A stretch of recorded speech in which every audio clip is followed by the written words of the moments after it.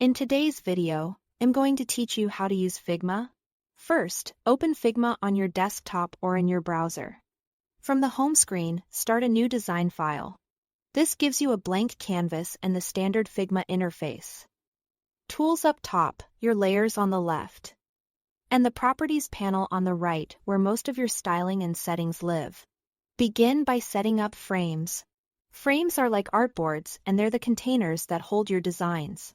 Press F to activate the Frame tool, then either draw a custom frame on the canvas or pick a preset size from the right panel, such as common device screens.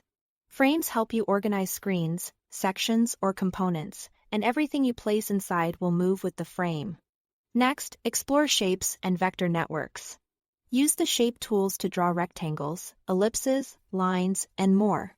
With a shape selected, look to the right Properties panel to customize fill and stroke colors.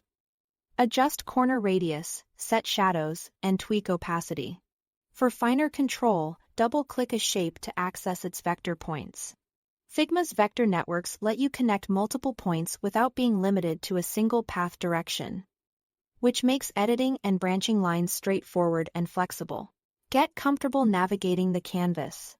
Tap V for the Move tool to select and reposition elements. Press H for the Hand tool to pan around your canvas.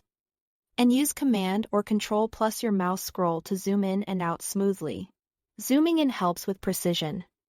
Zooming out gives you the big picture across multiple frames.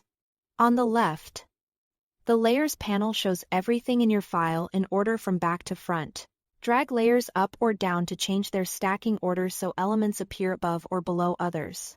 Naming frames and key layers helps you stay organized, especially as your file grows.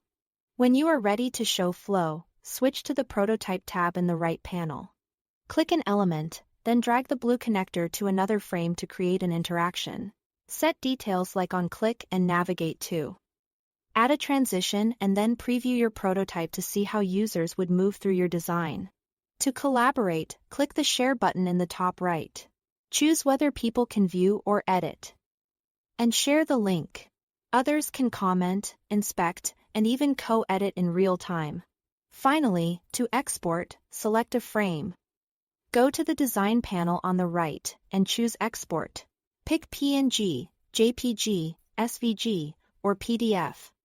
Adjust the size if needed, and export your file. That's all to it. Thanks for watching.